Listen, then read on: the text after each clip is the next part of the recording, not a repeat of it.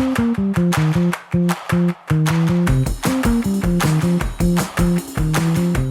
and welcome to Fan Theory Queries, where we analyze fan theories from all over the internet, but mostly Reddit. I'm Lara. I'm Michael. I'm Spencer. And I'm Blythe. And you're back. Yay, welcome back to the show. It seems like it was only about 5 episodes ago that you were with us. Yes, not too long ago. Quick refresher for everybody. This is Blythe Sewell. She is our co-host Michael's sister. Some would argue she's the more interesting, fashionable one. Others would argue the opposite of that. So, depends on others are me. Yes. Only him. Just the one other. Welcome. We have Blythe on because she has fun opinions and takes on things, and so it's always nice to add an influx of Blythe energy when we need it. Thank you. I like that Blythe energy. Yeah. Yep, we do too. That's why we have you coming back. Thanks. Cool. You want to go ahead and dive into this now? Let's do it. Let's kick it off. All right. Absolutely. So this theory comes from Reddit user AKPhilly1, and their theory is that D'Angelo Vickers was simply a character brought in by the documentary team of The Office, played by the actual Will Ferrell. So they say, I love these when they take an You love actor these. and just say that this is real life. So, yes. All right, so AKPhilly1 says, in the merger episode from season 3, Michael holds a meeting to create camaraderie between the original Scranton crew and the Stanford transplants. With a little help from Andy Bernard, he references Night at the Roxbury and performs his rendition of What is Love. Now, Night at the Roxbury, of course, stars Will Ferrell, so we know Will Ferrell exists in the Office universe. Flash forward to season 7, and D'Angelo Vickers is brought in as Michael's replacement. For his short tenure as manager, he behaves extremely outlandishly. For example, having a barber shave him in his office and performing a fake juggling routine. Or so we thought. D'Angelo Vickers was never really Dunder Mifflin's manager. No, he was Will Ferrell himself, brought in by the documentary crew for a viewership boost until Dunder Mifflin could find its actual new replacement for Michael.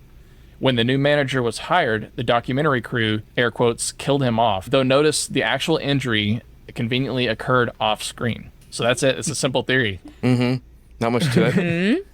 Yeah. I like that. I already have an opinion. I do too. Well, so let me ask you guys, did y'all like Will Ferrell on the show? I personally did. Oh. I mean, it's for me, it was impossible to replace Steve Carell Yes. and Michael Scott because, I mean, he is the heart of the show. Mm-hmm. But if they were going to bring anybody in, I think Will Ferrell was a good choice just because he brought a lot of the similar antics that Michael Scott brought, but in a different way. So it's kind of like a new flavor. Yeah.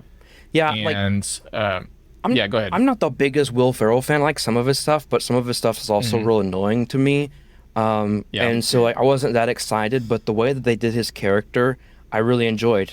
And I think out of all of the second bosses after Michael left, he's my favorite. He was the most fun, I think. agree. Really? I thought you loved Robert California because of how weird he was. I mean, he's just, he's weird. Like, there's too much of him that's like, okay, that's icky. I feel icky sometimes. Like, he makes me laugh. If we're talking about the actual actors that played these other bosses, I mean, Will Ferrell, Idris Elba, James Spader, all three, in my opinion, are high caliber. Absolutely. I love a lot of the stuff that they do. But as far as the characters they played, out of those three, I think that Will Ferrell's character, D'Angelo Vickers, was probably my favorite. was just so because silly. he made me laugh the most. Yeah. Yeah. Okay. I think I can agree with you somewhat on that. I love Idris Elba as an actor. Hate his character with a passion. Like, might possibly be my least favorite character on the show. Whose character? I think that is what keeps Idris Elba's character. I don't remember his name. I love on the his show. character. I think because I hate him love so much. it. Oh, he makes me so He's mad. such a jerk, and I love it. I like how Will Ferrell's character has that same kind of awkwardness to him. But I don't think he's as I mean, no one can be as endearing as Steve Carell as Michael Scott in the midst of that awkwardness. So, I don't know. I think if I had to choose out of those three, I would say he would be my favorite of the second bosses, but very close to Robert California. I really liked Robert California. because I thought he was different enough. Me too. While still being weird, you know? Yeah. Yeah, I'd say he was probably still my number 2 out of the 3. I absolutely hated Idris Elba's character because I've had bosses like him before, and it just brought back horrible memories. So otherwise, I love Idris Elba. He's one of my favorite actors. I think I'll say I love Will Ferrell's character for the amount of time he was on there. I think if he'd been on there longer, Right. I would have hated it. But I think it was just the right amount of time. I think that's a good point. Before we dive further into the discussion, I have a few comments that I wanted to read that might kind of spur on further discussion between us. Let's hear him. All right, so the first one is from Anarch Butterflies. Nice. Not Monarch, but Anarch. They say, interesting theory, but the documentary wasn't aired until several years after that incident, so they didn't really need a ratings boost. Plus, they weren't supposed to interfere with the filming, although they did start doing that in the final season. That's a really good point. I agree. Absolutely. That was the first thing that popped into my head when you were reading this about needing the ratings boost. There was no ratings boost. It wasn't a series when it was viewed. If we're going to not be Doyleist about our analysis, by the way, we learned that Doyleist from Michael's theory last week it's actually like a fandom jargon term. Yes, Wow. I was completely unaware of this, and Lara did her research and found out the truth. I did my research after the fact, like a good podcast host does. That Doyleist refers to looking at these things through a lens of our world instead of looking at it from within the world of the source material. So if we're looking at it through the lens of the source material, again, it's just like one documentary film. It's not a series. So yeah, they wouldn't need ratings boost. And it's for their PBS or something, their local PBS affiliate. Yeah. So Yeah. I mean, they just ask for your donation dollars later. They don't care about ratings. Right. Exactly. So the next comment, I'm going to try to say this person's username. I know you guys are excited. You can do it. This username is Ian. Yeah. I think I did enough Ias in there. Nice. Very they nice. say- It's almost like H.P. Lovecraftian there with that name. Yeah. It really is. So they say there's always the possibility that D'Angelo just looks a lot like Will Ferrell, or better yet, D'Angelo is actually the drummer from the Red Hot Chili Peppers, and they're referring to Chad Smith. For those of you who don't know, you can look him up. I did not know. And he and Will Ferrell actually do look a lot alike. They did a little bit on Jimmy Fallon's Tonight Show where they had a drum off against each other, and it was hilarious. That's That's great. funny.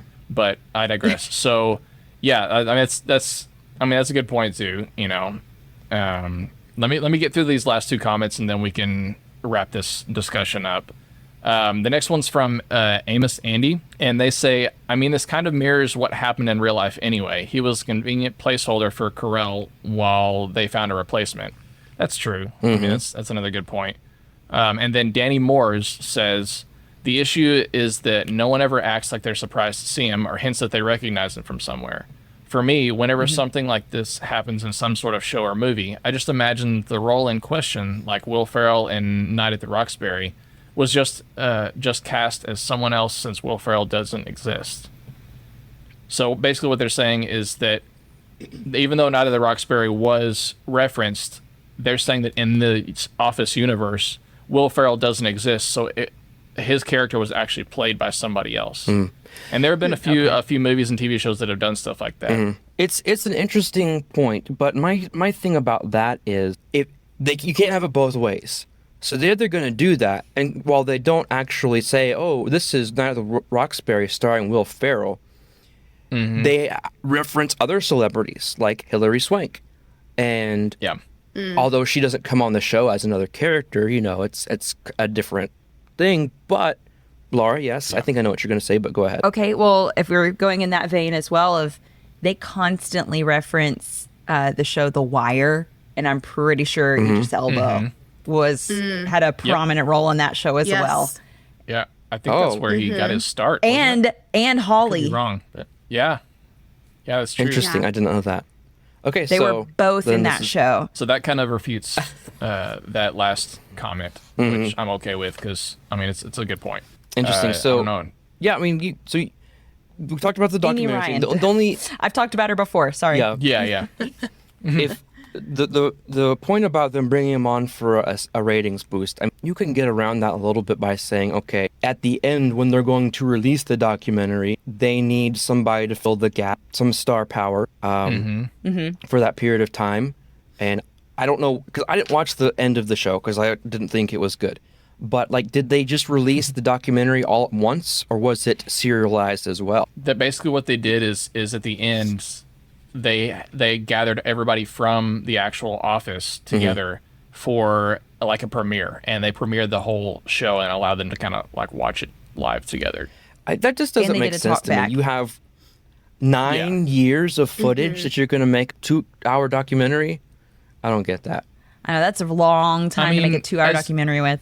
It is. I will say, just to give a little bit of credit, as somebody that makes videos, I do know that for like every 1 minute of footage, you have to have at least 30 minutes to 40 minutes of footage to draw from in the industry like that. You have to have plenty of different takes and different shots and angles and stuff to choose from to cut together this one minute or so of footage. So with that kind of ratio, it would make sense that there would be a lot more hours than they need for a 2-hour documentary, but 9 years of it is still a lot. Obscene for me. Here's what gets me about this is you're telling me if this theory were true, that every single person in that office was able to have the acting chops to pretend like it wasn't actually Will Ferrell there. Right.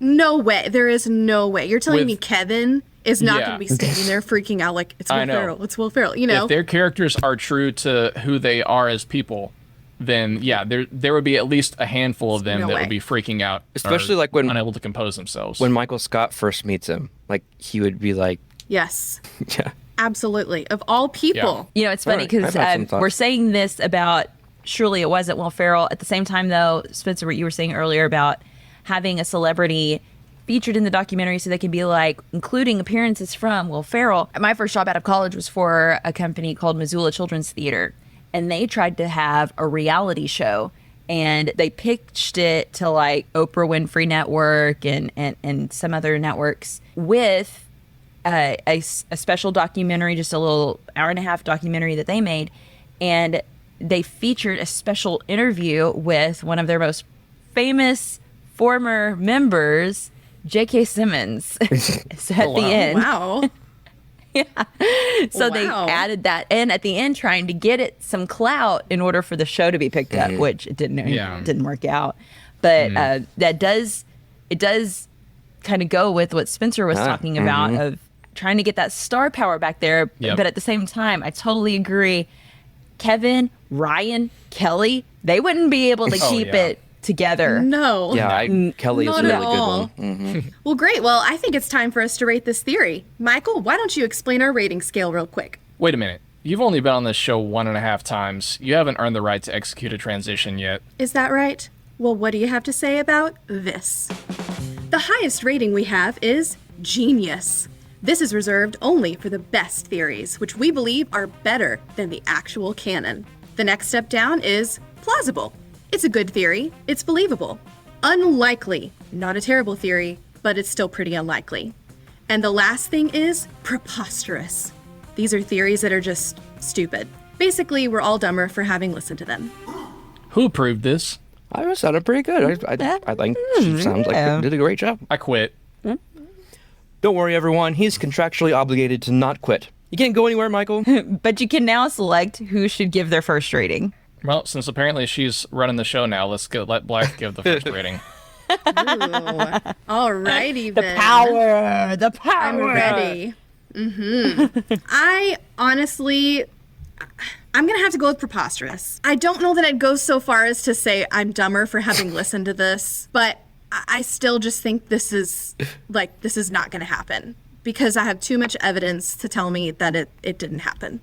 With the whole, they didn't even release the documentary until the whole thing was over, and then there's no way all of them were able to pull off not freaking out when Will Ferrell was there. I just think it's preposterous. There's no way. I agree with that. I'll go next. That Yes, it is. It is absolutely preposterous. I mean, if Phyllis gets so flustered about Sue Grafton being down at the Steamtown Mall, if Will Ferrell was in the office, she'd be calling everyone. She'd be telling Bob, come up here. So, Yep. yeah, that's not happening. She can't. No contract for any of those people in the office. Even Jim and Pam would keep their mouths shut.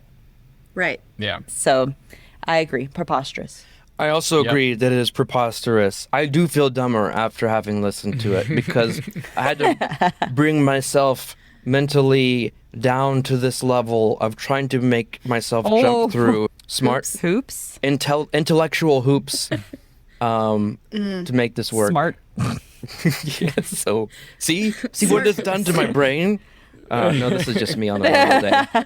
But yeah, preposterous for me. Yeah, I mean, there's no other way, really. It's preposterous. You guys have pretty much given all the explanations. But for me, like, I don't feel dumber, but just the fact that the show aired after all this is enough proof for me to just throw this theory out the window. Yep. But Chunk it. I mean, it's The Office. It's The Office, and I wanted to talk about it. So Yep, they're all I think actors. it's fun. Yes. They make it work whenever they want to. Okay, guys, real quick. I have a pop quiz for you. Yep. Oh, Okay. How much would you pay to be able to discuss theories anytime, day or night, with the Query crew on our official Discord server? technically, I can do that with you anytime already. At breakfast, on a walk, in the shower, in bed. I pay $5 a month. Well, hey, that's perfect because for just $5 a month, anybody can support Fan Theory Queries on Patreon and get access to our Discord server. Hey, don't they also get exclusive bonus content, like early access to episodes and a personalized thank you video from us? They do. Can't put a price on that. Spencer, actually, we did. It's $5 a month. Oh, wow. I just looked and saw there are 2 other tiers. One at $3 and one at $10. That one lets people watch recording sessions live. Holy cow.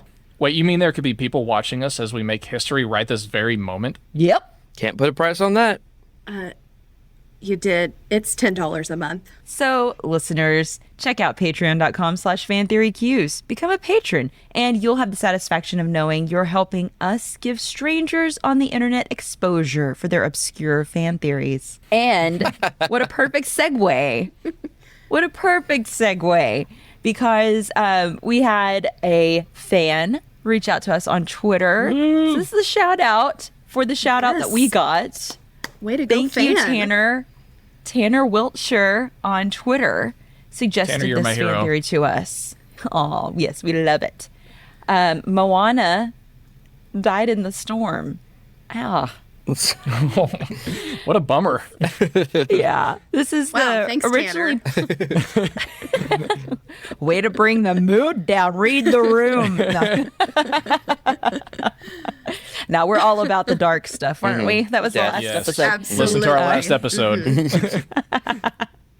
Shameless Michael might plug need to make there. another service announcement after this one. Start thinking, Michael. Okay, so Yes. this is Moana Died in the Storm, originally posted on the Disney Is Our Life Facebook page. The Moana plot goes like this. Always longing for adventure, Moana went out on a quest to save her island. And she succeeded. Came home to her parents and was the heroine of the tale. The end, blah, blah, blah. But what if it didn't actually happen? What if Moana actually died and the story was a metaphor for her journey to the spirit world? Man, we love these things, right? This is almost like Emperor Palpatine. Okay, Palpy. so Palpy. Palps. Palps, that's right, Palps. Okay, so that's a fan theory that's circulating on the internet. And while it's compelling, if Moana didn't end like we thought it did, what is even real anymore?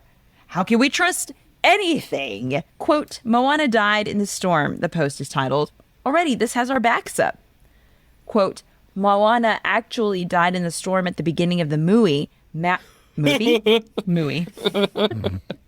I went straight from movie to Maui. And it made me go mooey. You're going to keep that in, aren't you, Spencer? I am. Okay. At the beginning of the movie, Maui is her guardian angel who was tasked to take her to Te Fiti, which stands for heaven in the movie. Quote, the whole movie was about her journey to the afterlife. Hang on. Hang on. So, Are you trying to tell us that the line where the sky meets the sea, the one that's calling her, is actually her doom? What kind of dark rubbish is that? With one post, Disney is Our Life single-handedly destroyed the hopes and dreams of a generation of children. And I will say, one of those children would be our oldest daughter, because Moana is her favorite Disney movie. It is. Yeah. Okay, I like the idea that Dwayne "The Rock" Johnson is her thing. What is he again? Her guardian. Guardian her angel? Guide. Guardian Her guide. angel? I especially like visualizing that point where they go down that hole, down into the water, and meet Jermaine from Flight of the Conchords. Crab guy. Kamatoa. Yeah. Like I kind of envision that as like a passage through a stage of the afterlife. But there are some other things plot-wise that also I have to reconcile. Like if it's about her journey, then why do we have this character development for Maui, like with his losing his ability and his hook and all that kind of stuff? That's just one thing you kind of have to think about. Why is that important in the grand scheme of things? Well, that happens in It's a Wonderful Life. You know, we have With Clarence? our central that's fair. character, and then we have Clarence, who has his journey as well. Okay. I know I'm seeing this as like a Dante's Inferno, It's a Wonderful Life in Polynesia. That's what they're making this theory out to be. Yeah. Let's hear from you, Stools. What do y'all think? You go first, Michael. I'm still unpacking this in my Well, mind. my thoughts are actually kind of encapsulated in one of the comments, but Okay, let's hit the I'll comments talk about- then. Yeah, That's the thing. basically the first thing you're going to say is pretty much what I would have to say about this theory. Okay, which is, quote, but her grandmother is already a ghost, one person said. So how is that in conflict with her being dead?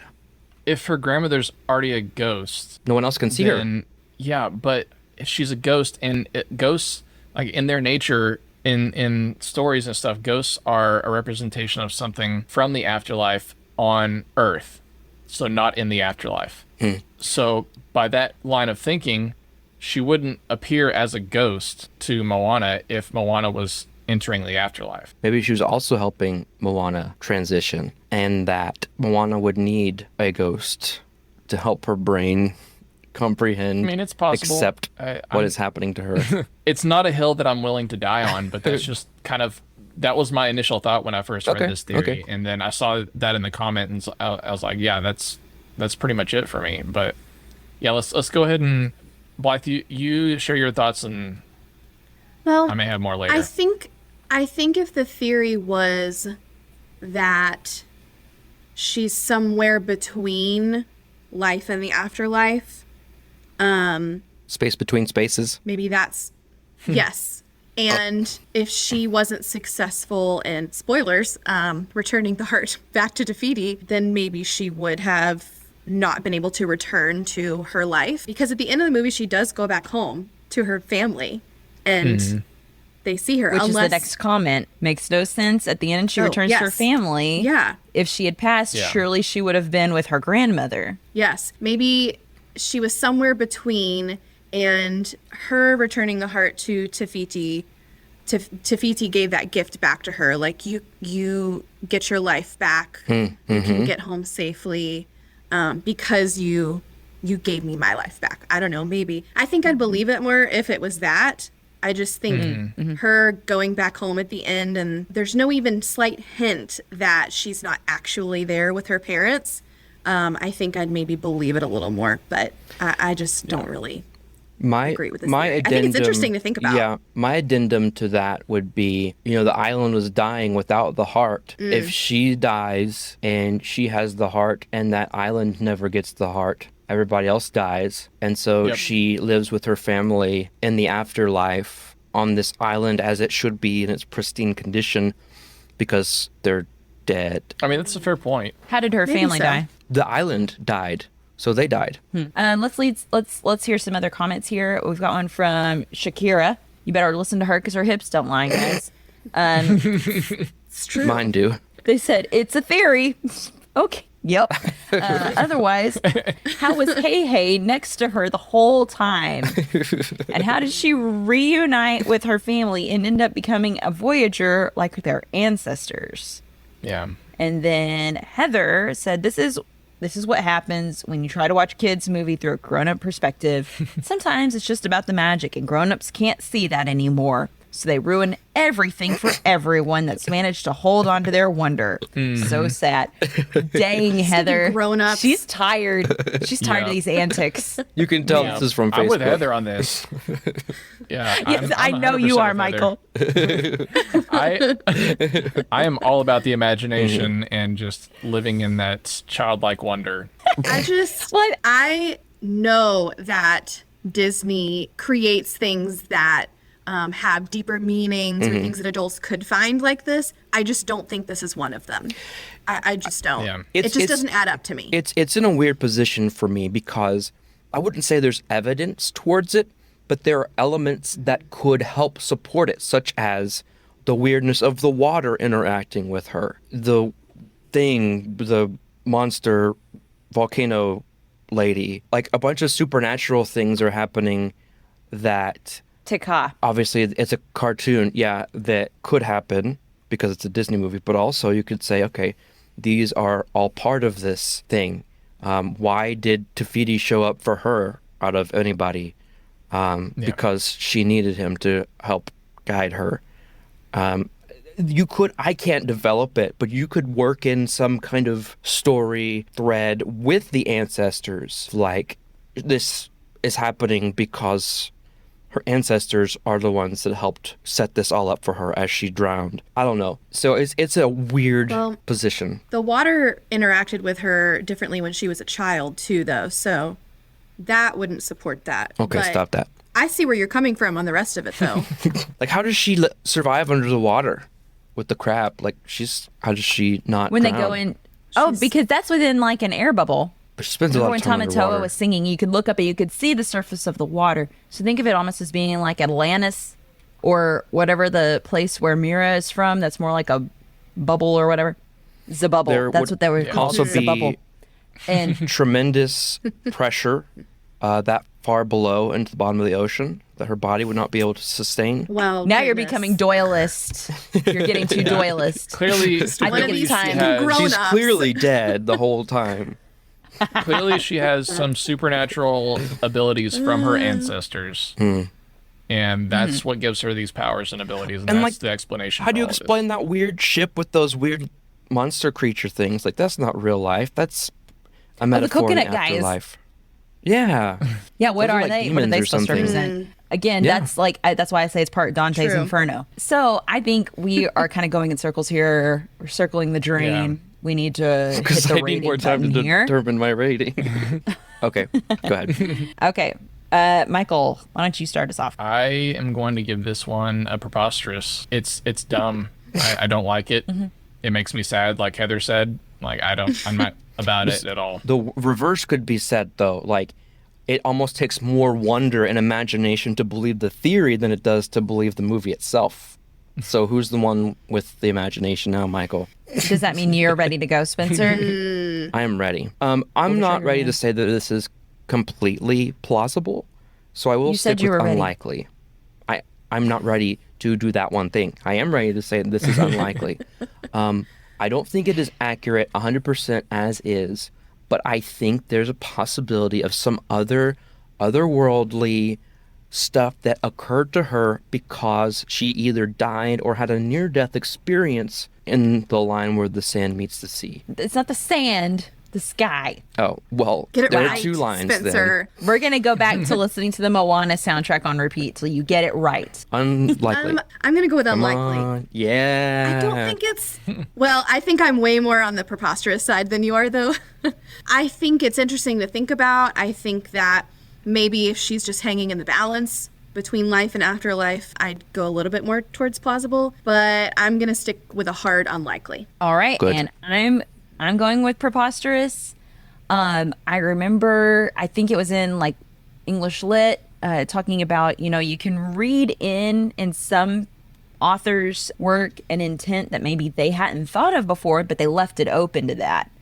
Or in some authors' intent, this is exactly the kind of allegory or metaphor they're trying to elicit for you. And Blythe brought that up earlier. Some of these movies have a deeper meaning that for adults, and some of them don't. I think this did have a meaning for an adult, but our OP here, I didn't even. Oh yeah, I mean, well, we didn't get the Disney original poster's name. No, it's just the Facebook page. I'm not blaming this on Tanner Wiltshire. He is innocent. He's brought he to our just wanted attention. to hear our commentary on it. Tanner, I hope we've lived up. But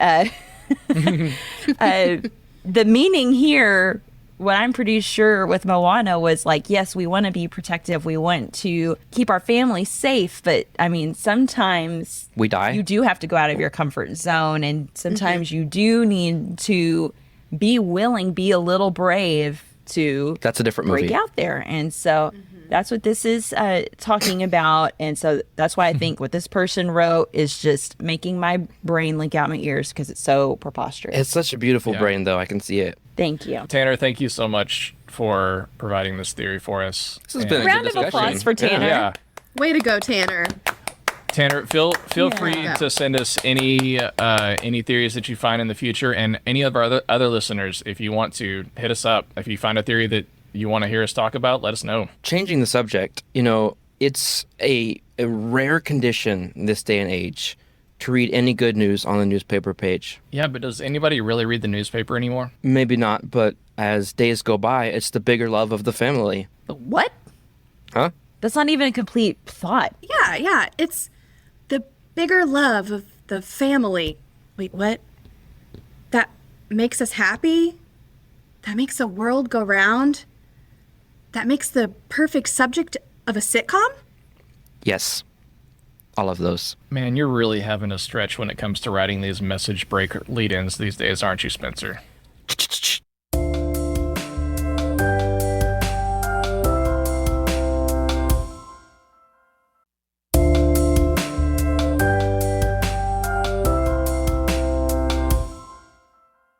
All right, guys, you ready for my theory? Me, I am. Yes. Let's hear it. This is about Family Matters, one of my favorite 90s sitcoms. It says, Steve Urkel's parents pay for the damages Steve does to Carl's house. And this is from Skeletor Full Power. I love theories like this where there are like very little stakes involved. It's just a positive Yes, theory. Yes. I love it. I'm excited to share All this right, with you guys. let's do it.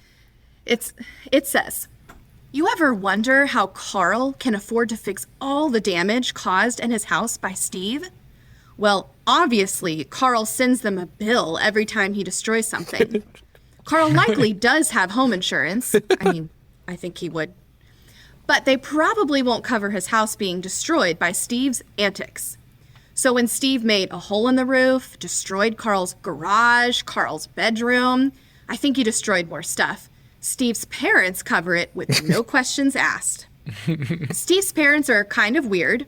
They are supposedly embarrassed of Steve, so they probably just send Carl a check and ask him to not say anything to keep the incidents quiet.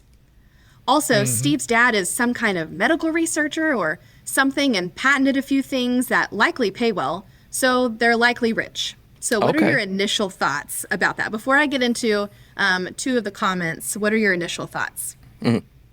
I think that somebody's got to pay for it, and it's not Steve, and it's not Carl. I think that's a valid solution. I will say that when it comes to homeowners' liability, it's usually if an accident happens on your property, the homeowner is responsible. Well, speaking of insurance, so Better Seds has a comment that says, well, the Winslow's insurance policy would probably pay for the damages after the deductible, but Steve's parents probably have liability coverage on their own policy. Given their track record, they probably keep their own policy up to date. Knowing their son, Steve's parents may even purchase a standalone liability policy with an excess form. Or maybe they're just rich. And then Skeletor Full Power responded and said, my logic is the fact that the damage gets fixed by the next episode. With insurance, they have to send someone down and assess the damage. And maybe after a couple weeks to a month, maybe even longer, it's fixed. If you have the cash on the other hand, you could just call someone and get it fixed right away. That is an excellent point. But to refute that point, are there any, I can't remember because it's been a while since I've seen the show, but are there any actual storylines that have like a through line from episode to episode that one episode takes place immediately after the other? Or could they, because typically in the sitcom format, each episode with any show could take place with X amount of time in between, and they don't really show that. So it could mean that, I mean, that it could have been a couple months or so, or 2 days after the previous episode, and plenty of time for them to fix. Maybe each episode picks up right after all the damage has been fixed from the previous episode. Who knows? Yeah, because otherwise, how is it going to damage the it only again? time they're that's the only time they're willing to have him back over is, okay, we got it fixed. He can come again. Well, and plus it's going to take Carl a while to like cool off after after all the that's damage true. and stuff each time. The other comment I was going to share is from Mastodon Butt. They say the bigger question is, who's paying for Steve's endeavors? That is a bigger question. That is a good which question. is true. I mean, Yes. Steve is literally, he built a robot version of himself. He cloning builds machine. later on in the show the what? The cloning Clone machine. Yes, I think it's called like Stefan Urkel Urkel. transformation chamber or something like that. And yes, he makes Stefan Urkel. Who's paying A for all teleporter. that? I remember them Yes. teleporting to like Paris Yes. or something. Yeah, I think that's right. It's one of those things where it's a problem that we don't have to have a solution for, but now that it's been presented, I have to have a solution for it. I must know, because I don't recall there aren't any actors portraying his parents, right? They're just referred No, that's to. what I was just I don't going to think say. so. I don't think Yeah. they ever show up. I think that maybe they're referred to a couple of times. Maybe in like those tender moments when Steve is talking to the Winslows about how they're more like his real family. I'm sure it probably references it a little bit. Honestly, my thoughts are, and kind of always were growing up watching it, that they are very busy, straight-laced, probably wealthy people who will support his projects, but probably kind of look down on him for the way he acts and they don't really parent him. Awkwardness. Yeah. Exactly. He's Exactly. never with them. He's always somebody else's problem. He's kind of had to figure it out on his own, which is part of the Yes. reason why he is so awkward. I could see them literally just being like, well, what did you do now? And then just writing a check and then, Yep. sending it off to the Winslows, and that's it. Yes. Yeah. What are your thoughts, Laura? I never watched this show. We've been married That's 11 why you've been years. so quiet. We've been married 11 years, and I did not know this. I've been over here drinking my drink and just Oh. When we were Do, talking do, about do. this, like, Do you at least like, understand the concept of the show? I know that Steve Urkel does something for some reason. I guess this is what he does that makes him say, "Did I do that?" And Yes. So essentially, the Winslows are a family in, I believe, Chicago, yes. And Carl Winslow, the father, is a Carl police Winslow, officer. the cop, and he's from He's Reginald Bell Nakatomi Johnson Tower. plays him. He's the Yes. guy. He's the cop Terminator. and Die Hard. Oh, Yeah, Die Hard, I yeah. have a theory of my own that's the same character, but we'll get to that another time. Oh, there is a But, theory out there actually. Yeah. Okay. Well, anyway, so that's their family, and they've got kids, a son Eddie, and the daughter's Lara, right? Mhm. That's Steve's in Yes. love with her. Laura Winslow, yeah. Yeah, And how could you Steve not has a remember her massive name? crush on Laura. It's probably because her name is Steve- Laura. It's Laura. It's Laura, not Lara. So just to make that differentiation. But Steve has a massive crush on Laura, and that's kind of a through line arc throughout the whole show. But essentially, Steve is this really awkward, nerdy guy who doesn't have a lot Scientist. of social aptitude, and he's extremely smart. He's a genius, and so he's always coming up with these wacky inventions and plans and stuff like that, but also he's extremely clumsy, and like that's his thing, is he always bumps into stuff, knocks things over, breaks things, and that's whenever he says, "Did I do that?" that whole thing, And a lot of times it's because he's just trying to help. exactly. But it just He goes means well, wrong. he just doesn't. Yes. So Yeah. the one thing that you need to know, Laura, is that he makes, Lara. I'm getting my Laras and Lauras confused with It's this okay. one. We're talking about the show. It's fine. Yes. He makes this transformation chamber, which ends up turning into a cloning machine later on, where he turns himself into like a cool, suave version of himself. The complete opposite. Which is basically Jaleel and his White. name is... Correct. Yeah. Yes, exactly. And his name is Stefan Urkel.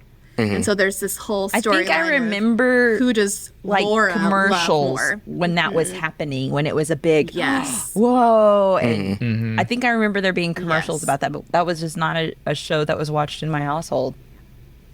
Steve Urkel was a also great show. I showed loved up it. on Full House one episode. So if you watch That's Full true, House, he then did. There was a crossover. you saw him on there. Do not remember So they that. exist in the same universe. Dang.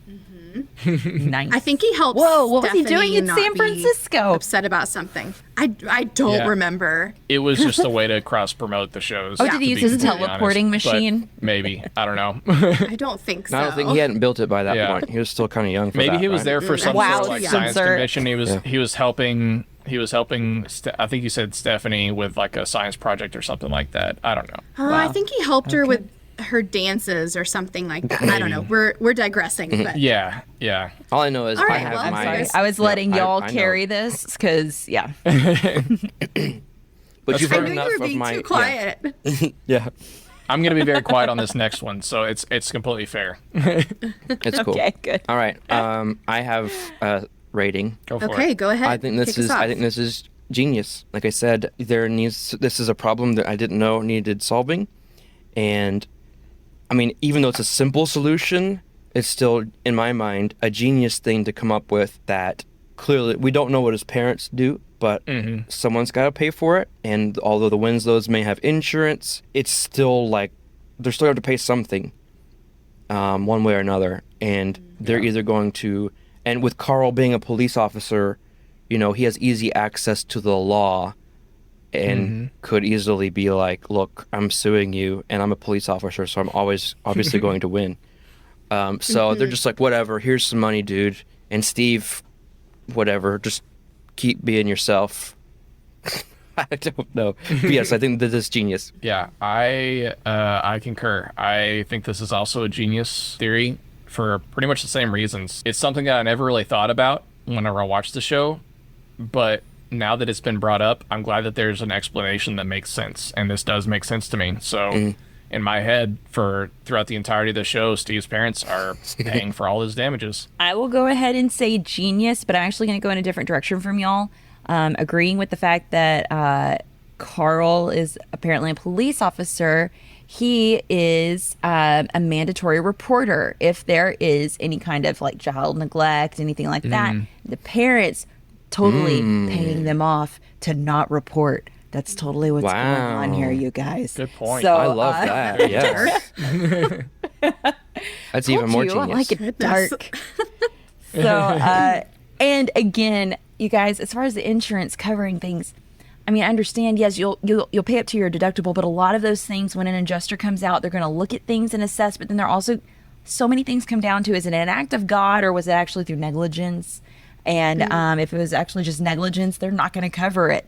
Yeah. Sorry. So I think that, yes, it would take his parents paying for that. So I'll go with genius on this with you guys. Yay. So for me, genius has to be something that's just like, whoa, I can't believe I didn't think of that. That has to be it.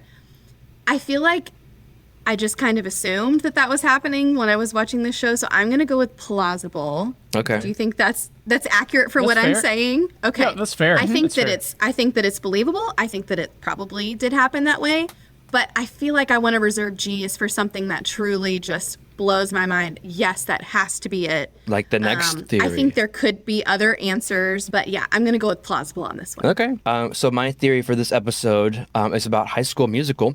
And this comes from Equivalent Inflation from Reddit. And the title is High School Musical. The school is a post-eugenics world where all those physically incapable of song or dance are removed. If you don't believe me, watch through the movies again. On the surface, everything seems fine. But look at what isn't there. Specifically, any kid with a wheelchair, crutches, or any physical or mental disability. The movie's time period is vague, but from the technology and situations we see, it's pretty clearly early 2000s. The Americans with Disabilities Act was passed in 1990, requiring all schools to provide accommodations for students with disabilities, so it's odd that there are none around. Statistically speaking, that's a huge anomaly. It's a school with around 2,000 kids, and roughly 15% of people have some kind of disability. There should be at least a handful visible. It gets even weirder when you notice that there's not even any temporary injuries. In a high school with that many sports teams, you'd expect there to be at least a few kids with a cast or crutches. The obvious counter to this theory would be that those students are just conveniently somewhere off screen. However, we see multiple big shots of students and even some adults, song breaks, musical audience, graduation, none of whom have any disability. This means that students with disabilities or injuries are either nowhere to be found or are hidden away and not allowed to interact with everyone else. That opens up a related question.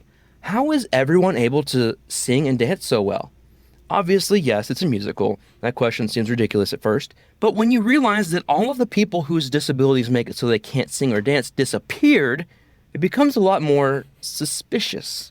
Who's to say that all of the out-of-tune kids didn't go the same way as the kids with wheelchairs or casts? Usually eugenics focuses on things like physical fitness, lifespan, intelligence, whatever. However, the definition of eugenics is arranging reproduction to increase the occurrence of heritable characteristics seen as desirable, and someone's singing capability is largely determined by genetics, meaning that it could be arranged by controlling reproduction. Obviously, training still plays a big part in singing capabilities, but some people will always have an advantage. Same with dancing, coordination, physical fitness, and all that have genetic components. Big caveat, yes, having certain people make babies in order to create better singers and dancers is idiotic and wouldn't really work. I never said it made sense, just said it was vaguely pseudoscience-y enough for people to believe it, just like all eugenics. So to sum it all up, there's a society that prioritizes certain traits which hypothetically can be passed on genetically. Those who hold the Ubermensch traits are at the top of the social order, and those with weaker traits are beneath them. Those who lack these traits entirely are removed from society and never seen again. Even more summed up, Sound of Music if the Nazis were the good guys. Ugh. Wow. Yeah. That's quite a sum up. Yes. Yeah. I mean, I'll go ahead and go first on this. Oh, just please. Because I've never seen any of these movies, nor do I desire to even remotely see any of these movies, because I think they're trash. Honestly, I agree with the sum up. That's kind of what I get just from seeing the trailers of these. And this seems like a very feasible idea. Now, I will say they don't explicitly state this, but based on their context and the title, this is only referring to High School Musical, none of the sequels. So we're going to make our judgment based solely off of that. Okay. I've seen bits and pieces of it. I didn't see the whole thing from start to finish. Man, I used to But watch it there's- religiously, and that was even after I I know. graduated high school. It was a big I thing in guess college we're for not all in this together on this. you. There it is. I'm sure that's some sort of reference to the movie that I don't get. I'm just going to bop to the top because I'm the one that's quoting here. You know what? They're not sticking to the status quo. Oh, they're not. You're right. Oh, my goodness. Anyway. Okay, do y'all know anything about eugenics? I do now after the explanation and a very, very small amount of research prior to the recording of this episode. I feel like I should know more than I do as a science teacher, lady, but yeah. I learned a lot more about eugenics listening to this theory than I did before. So there you go. There's See, folks, another this reason. podcast is for learning too. Valuable. Another reason why you want to support us on Patreon. I'm going to go ahead and read a couple of comments here. First one is from Expand Dong 420. Good hypothesis. Okay. Although I did... I wasn't going to say anything.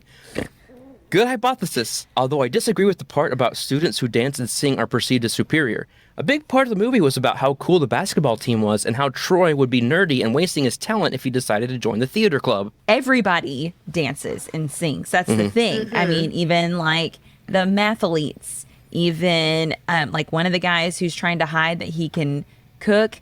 I mean, even like the skater people and stuff, they all dance and sing as well. Yeah. In the scene in the cafeteria where they're all, when they're singing, stick to the status quo, right? Where they're all coming Yes. out and saying like, ooh, my dream is to do this and my dream is to do this. And they're not sticking with their clique. The cliques are literally singing and dancing while they're telling They them, all no, are. you can't do that.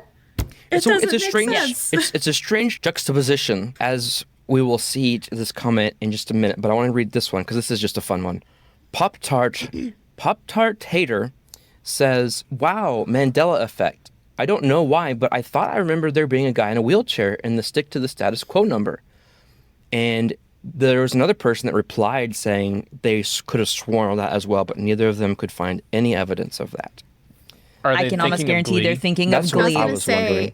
Yeah. Did they ever cover any High School Musical songs on Glee? Maybe they just sang something similar in that. Maybe. Doubt they could do that because Glee was on Fox, that's true. and that was not owned by Disney at that point. That's true. So they would not have been allowed to do that. Plus, by the way, this movie premiered in January of 2006. Okay. All right. So the final comment I'll read says, there is a lot of evidence that this is not the case.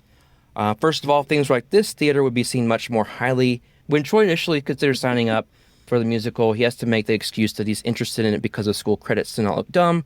So this is kind of, we already covered this about thinking that it's dumb, but they're the ones that all basketball players, whatever, are involved in the singing and dancing. Miss Darbus needs to rely on detention punishment to even get help. She needs to build her stage decoration, as we see when she punishes almost the whole class in the beginning and also repeats the threat later, basically saying that nobody wants to be involved in theater, so she has to use it as a punishment. Troy's father appeals to the principal to get his team members off detention and receive special treatment for them being basketball players and needing them in practice instead. These aren't good points of evidence. The last one would be the callbacks have barely an audience beside Miss Darbus and Kelsey, the pianist. There are just 17 students present, of which one is literally asleep after Sharpay and Ryan's performance. So this person's evidence is not very good. I think what this person is trying to say is that if everyone can sing and dance so well, then theater would be more popular, which is not always the case. I mean, there are tons of people who can sing really well that I will say, as a person who was formerly like deeply involved in community theater, constantly trying to recruit people to join, when I met singers and tried to talk them into joining, they wanted nothing to do with it at all. It has nothing to do with being able to sing and dance. It has to do with the time it takes to put into it and getting up on stage and doing something totally out of your comfort zone when it comes to playing a character. And when you're just a person who likes to sing, that's not related at all. So I can kind of see where they're coming from on trying to say that theater would be more popular, but what I'm trying to say is the opposite effect. It doesn't, those two things, there's not a correlation between the two, being able to sing and dance and everyone liking theater. Right. Yeah, that's a very silly linkage. I mean, think of all the people that can just like bust a move as they're going down the sidewalk or at the mall just because they can do a 360 or whatever dance move freestyle doesn't mean they want to be in a musical. So in a school of 2,000 kids, we don't see any disabilities. Everybody can sing and dance that we can see. It's very unlikely maybe that they're just being pushed off to the side, and even if they are, that's showing a clear preference to those with musical abilities, dancing abilities, etc. If you look closely at least in Stick to the Status Quo, you've got like 5 round tables with each click at them, like Blythe mentioned, and each of those clicks are singing and dancing around their table, on their table. And then there's a second level, and there are people singing and dancing up there, including like Sharpay and Ryan. Is that her brother's name? But then there's a shot from the second level looking down, and there is a ring of people standing around the perimeter of those tables. They are not dancing.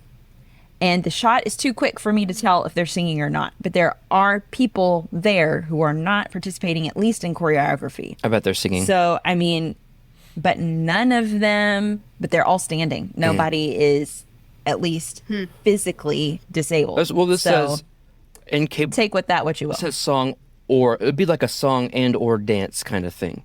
Like you're good at but what if one of them's deaf and we don't know because they're standing there? Well, we don't know. They did not go out of their way to make it seem like they were accepting of all people.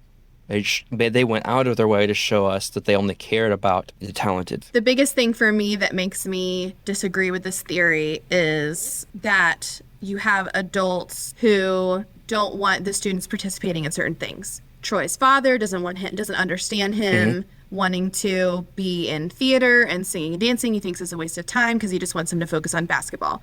The theater teacher doesn't like how basketball takes away from theater stuff. And then you also have, like we said, the students that are saying, oh no, you should just be in this, or you should just be in this. I think literally the entire plot of the movie points against this. Oh, well, everyone should be singing and dancing and great at it if you think about the actual storyline of the movie. Now, if you're just looking at what's happening in the movie without caring about the story itself, of the fact that literally even the, I don't know what they were, the skaters, like we said, who were telling one of the characters, no, you can't be a hip hop dancer, while they're telling her that. They're literally he wanted to be a cellist. Mm-hmm. Oh, cellist. Okay, yes. I got that mixed up with the other group. There's a mathlete girl that wanted to be a singer and pop and lock. Yes, that's right. That's right.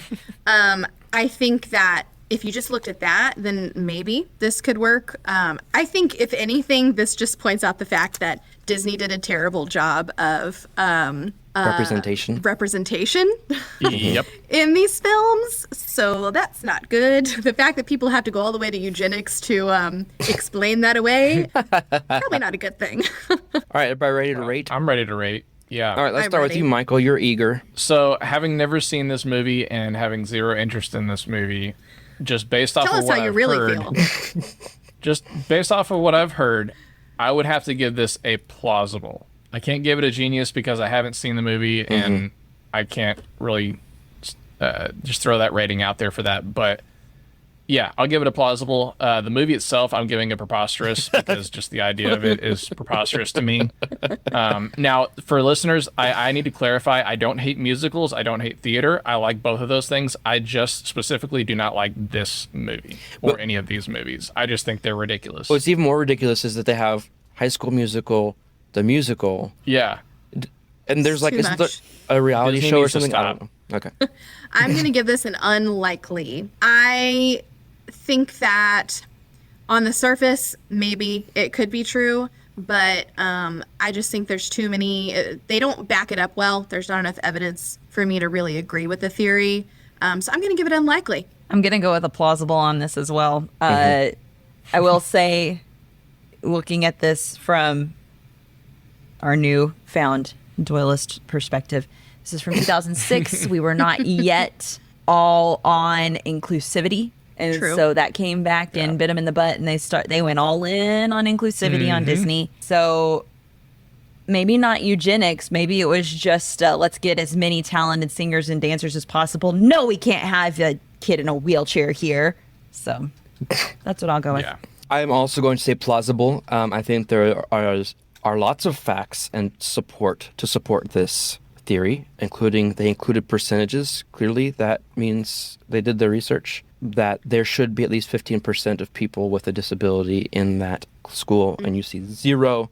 And I think that it is a plausibility that maybe, like Lara said, maybe not necessarily the genetic, the reproduction of saying, oops, you can't sing, so you are not allowed to have babies. That kind of thing, maybe not that far, but there's definitely some kind of control going on in this world where, especially at this school, certain type of people are preferred and certain type of people are not and are eliminated. Maybe they are eliminated, but definitely excluded. Yeah. What would be crazy if this was true is that Zac Efron didn't even sing all of the songs fully himself because In the he first couldn't hit the movie. notes the right way. It's actually Drew Seeley that's singing a lot of his songs, and he actually went on the tour, supposedly, in place of Zac Efron because he couldn't sing the songs the right Zach. way. So that would be interesting if about this right. was true and that actually happened. I will say there is a contending theory about that they had signed Drew Seeley first for the role, and then they found Zac Efron. How sad and then for they him. went, well, we already promised. Yep, he already signed a contract, so we'll let him sing and we'll let him go on the tour.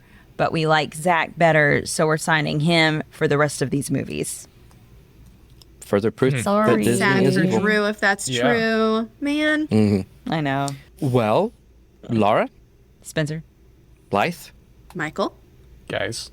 we've had some great theories today, and so it is time to bring this episode to a close. I know it's always a sad time, but as we were doing some research on Reddit, I came across this fascinating movie detail just in my feed here. And this person's name is Advocate Saint. And this You've read that before. No, I have not. Advocate Saint. We've heard this name before. I think we've done one of his theories before. Movie details. Advocate Saint must be a very good movie person because he always knows all these fascinating details about movies. But this one is about Harry Potter and the Deathly Hallows Part 2.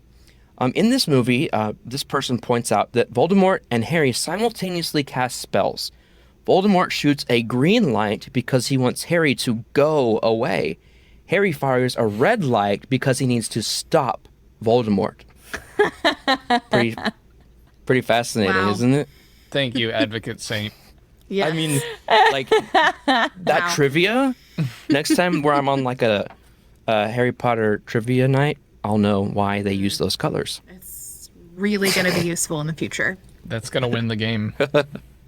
Okay, well, on that note, this has been Fan Theory Queries, and I'm Lara. I'm Michael. I'm Blythe. And I'm Spencer. Join us next time as we analyze more fan theories and ask queries such as, in 1992's Batman Returns, how is Selena Kyle, after dying from a large fall, able to be licked back to life by a bunch of cats to then become Catwoman? Is it possibly she's largely being controlled by the parasite Toxoplasma gondii? We'll discuss that and 2 other fascinating fan theories on next week's episode.